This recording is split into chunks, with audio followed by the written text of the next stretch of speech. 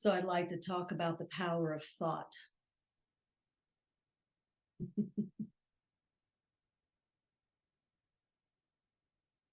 Enlightenment is considered the supreme thought.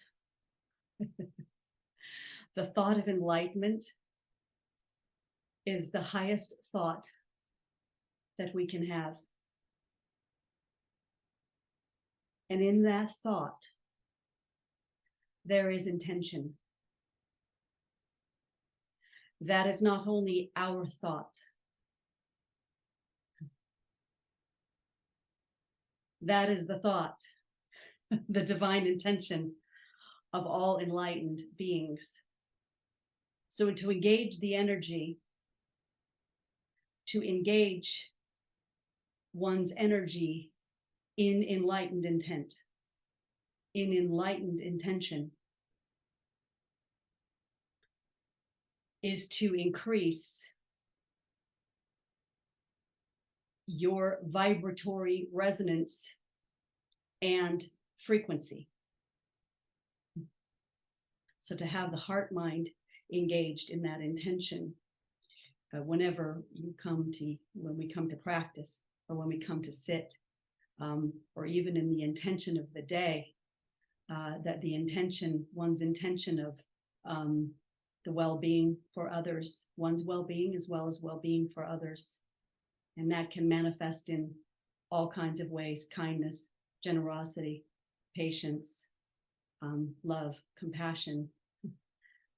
And when we move through our lives with that intention, that is what changes the world. That is the highest and most wonderful intention that one can have, is the well-being, and that all be free of suffering. To aspire to alleviate unnecessary suffering within yourself and within others, of those you love, or even those you meet, or even strangers. And that can be in a very simple exchange. It can be a smile. It can be a bowl of soup. It can be whatever is coming into one's consciousness, whatever is coming into your consciousness, to be on rapport. Because we are on rapport with each other. Humanity is on rapport with one another. And the more we offer this intention,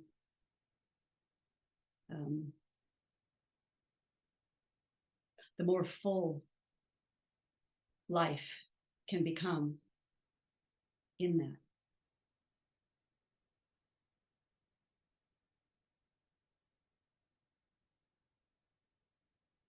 So the power of thought is creation. It's so funny because when we talk about enlightenment, we often, let's said this in the last thing, like you always want to don't want to think, maybe you don't want to think too much, or, you want to try to quell thought. But really the point is to alleviate and to understand your own thought processes and your own feeling processes. Thought is creation. Every thought is creation. And every thought has an energy. And that energy and the thought has a potency of positive feeling, negative feeling. Potentially some thought creates neutral feeling. And feeling is also mind. We just don't have language for it, right? So that's also all part of that. So when we start to become aware of what we are creating, because relatively speaking, this is a creation, and we have we have the positive creation and we have the negative creation, or the negative creating. When there is an awareness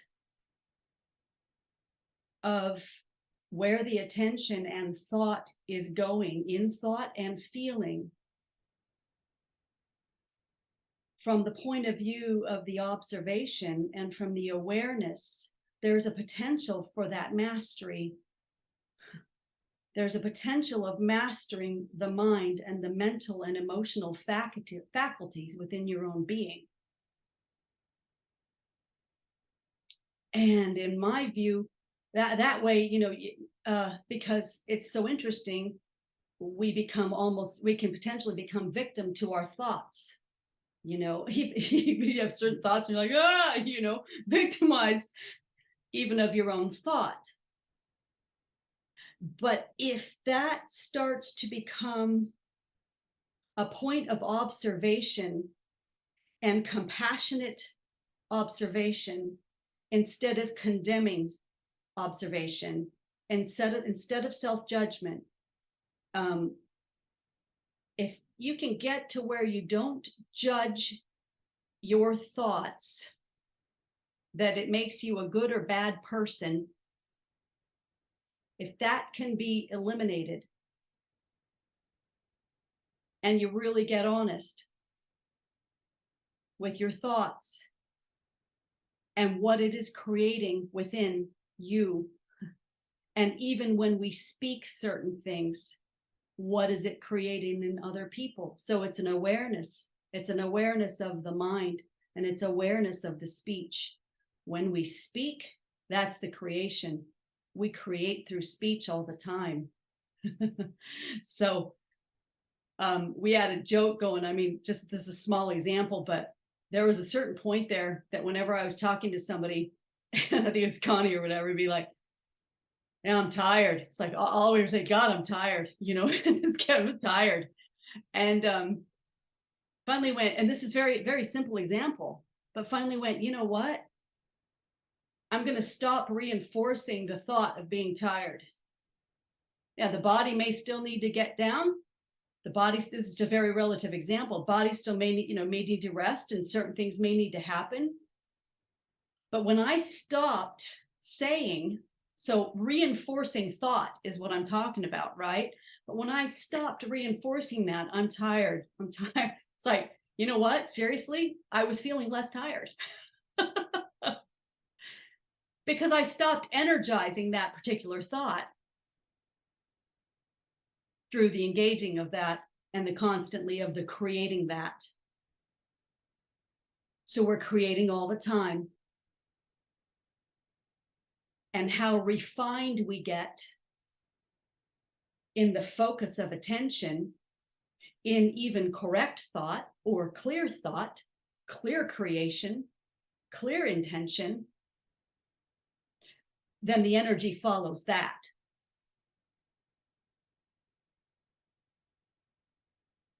And that potentially alleviates unnecessary suffering. That's how we can alleviate unnecessary suffering. Yes, we all are undergoing things. Everybody is undergoing things in their lives and in their circumstances.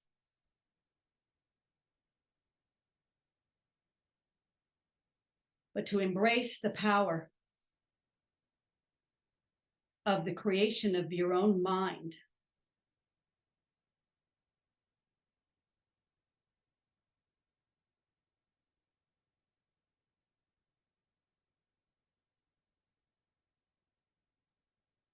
is something that can be very, very beneficial in the process or in the movement of awakening. We awaken to different things. We awaken on different levels. We awaken in spiritual revelation. We awaken when we acknowledge something, because it is all relative. We awaken when we acknowledge even something of the most simple thing of even interacting with somebody. and with something or within our own minds. And as the consciousness and as this power of observation becomes stronger and stronger, it's like Maharaj says, the intellect is powerless before the Supreme. Master your mind and fix it firmly at the feet of the Guru. Faith in your own being is itself the feet of the Guru. So in that attending to this present consciousness, to this present awareness that we are, in attending there and giving the attention to that and understanding the dynamic of thought, the dynamic of emotion, and everything that we substantiate, we validate through our mind. So whatever we would give substance to, that's what's alive. So may we give substance and our attention to that which has the potential to create goodness, love, understanding, compassion, connection. Because as long as we're hanging out here, we're going to have the experience of all of this. So anyway,